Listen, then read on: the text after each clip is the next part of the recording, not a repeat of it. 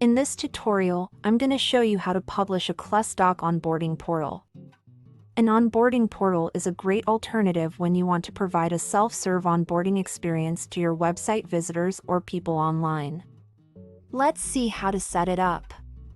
Click on Resources, then on Client Portals. From this page, click on the New Portal blue button and name it. For this demo, my portal will be called New Client Intake. There are two options available to you. You can combine both of them or use one or the other. These options are the URL or the HTML code. You can share the URL displayed on this page with someone, or you can add it behind a website or social media button. The HTML code is what you'll use to embed your portal in your web pages.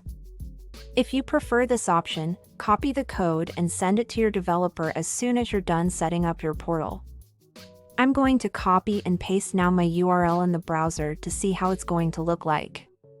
Before you use this portal link with real people, make sure that everything is correctly set up. Advanced settings are under the Configuration tab.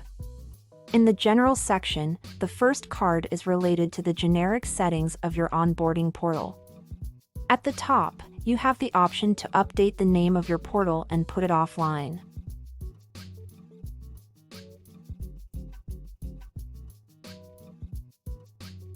Then, you'll be able to select the exact process that would be started by end users landing on this onboarding portal link. You can pick a single process or multiple processes to be displayed on your onboarding portal. In this case, end users will be able to choose from a list of processes, the one that makes more sense based on their situation.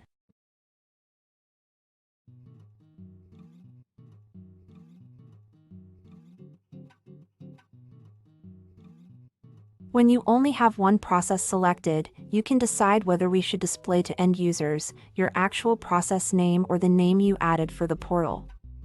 The Allow New Applications option is an option that allows you to whitelist people. If you disable this, your end users will only be able to log into an already started application, which means that new people would need to be manually invited by your team to start an application. The person called owner of the portal is someone from your team who will automatically be assigned to applications submitted via this specific portal link. If you have a large team using Clustdoc, you could create a portal link for each of your teammates and then add the related link behind each person's picture on your website. Related tags will be assigned to incoming applications made through this portal link as well. Duplicate applications mean that people can submit multiple applications for the same process using a unique email. If you don't want to have duplicates, disable this option. The second card available on this page is about embedded portals specifically. The login page must be added here, so we know where to redirect your website visitors to log back into their portal. To put it in a different way, once you embed the portal on your website, we'll need to have the URL of this page to allow people to go back in and complete their application at any time. The header and logo are sections of the portal layout that you can hide if that's what you need.